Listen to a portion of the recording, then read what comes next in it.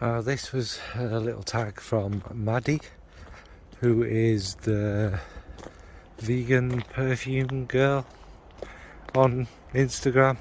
I will look that up and obviously do that. Anyway, the point is, it's got to be very brief. Each one will be less than a minute, but it's like your 10 favourite fragrances. We'll call it of today. And I've given myself a little caveat of having no Killians. Alright? Now, they're not in any particular order. Like I say, we all know it changes day to day. Anyway, got to start with Tom Ford's Noir de Noir. Couldn't not have this in this list, could I really? It's basically, it's a beautiful patchouli, chocolatey patchouli rose, a little bit of oud wood. It's that vampire fragrance. It's dark, it's sweet, seductive. If you don't know it, I've probably talked about it about 4 billion times. It's just one of them you'd probably wear for a date night or on like a night out. If you want to smell a bit different, a little bit on the seductive side. Yeah, so that's Tom Ford's Noir de Noir. Next is from April Aromatics, and that's Lotus Rising.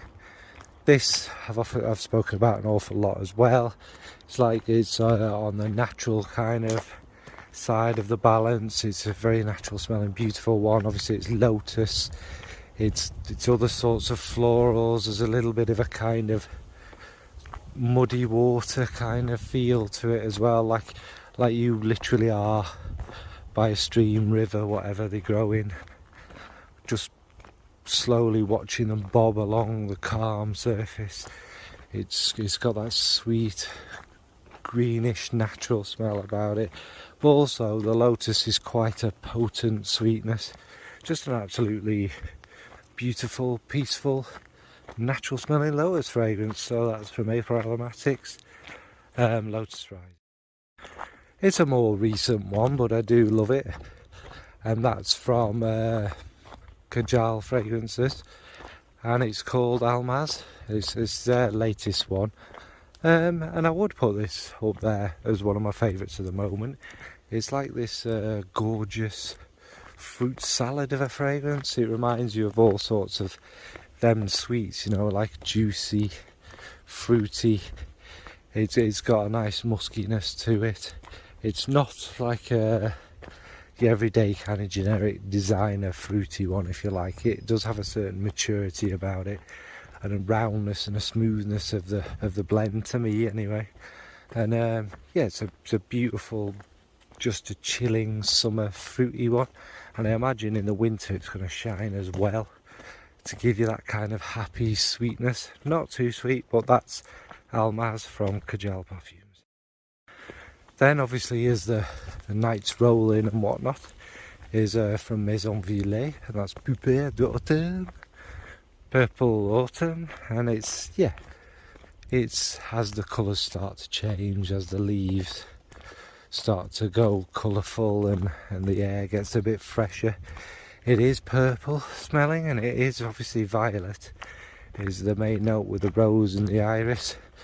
The iris kind of gives this chalky coolness, like a cold breeze through it. It's warm and cool at the same time. It's very classy. And yeah, it does actually take you to autumn, mainly because of the colours and the slight hints of warmth and that in it. So that's Poupre d'automne from Maison.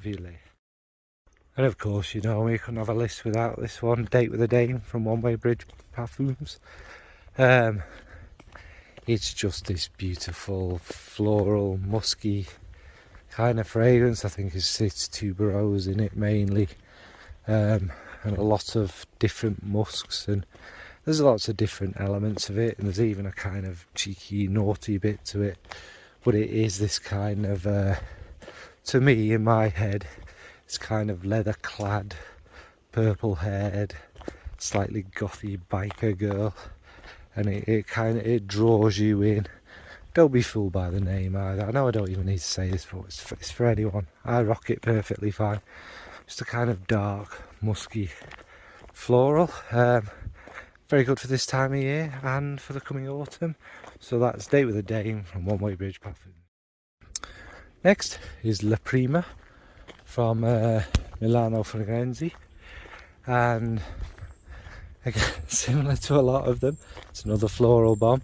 It's got, I think it's got Divana, a bit of peach, orange blossom. I think again there's tuberose in it.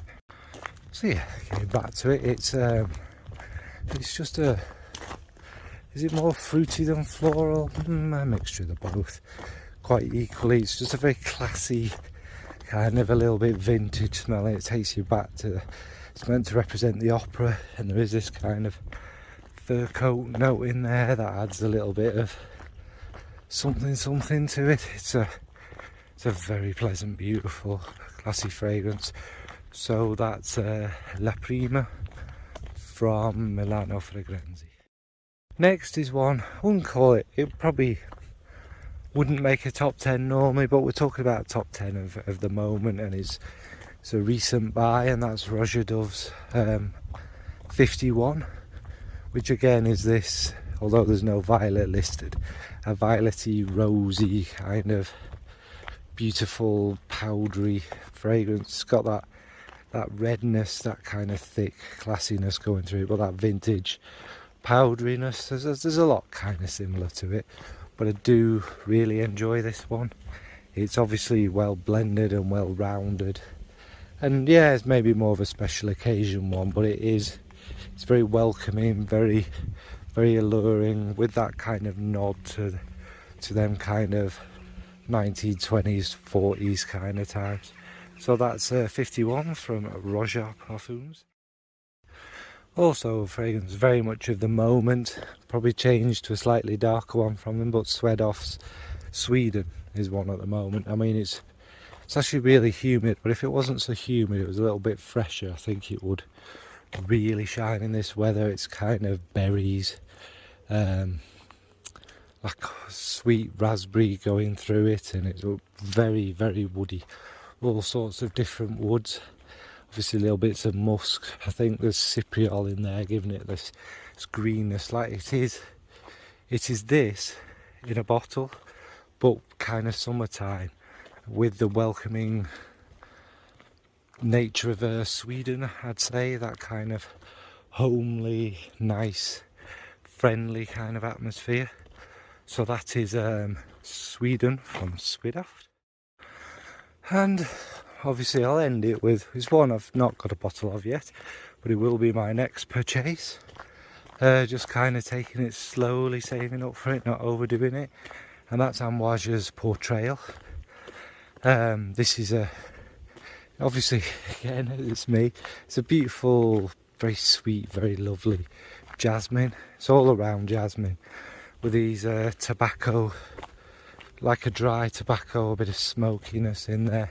It's what you'd expect from an Amouage. It's very complicated, even though on the surface it seems quite whatever, quite, you know, easygoing, and it is basically a jasmine and other white florals kind of fragrance with that magical hint of tobacco.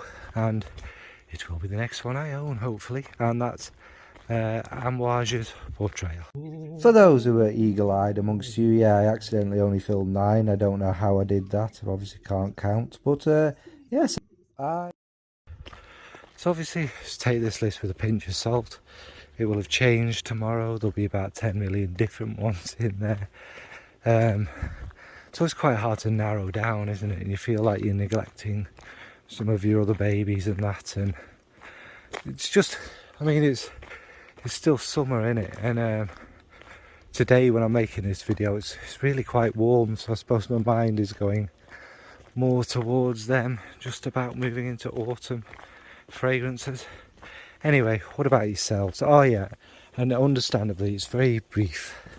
There will of course be multiple mentions of a lot of these being my favourites and a lot of other videos. So what about yourself? What's your favourite top 10 or top 5 or whatever? What's your favourite fragrances of the moment? Alright, thanks for watching, folks. Bye.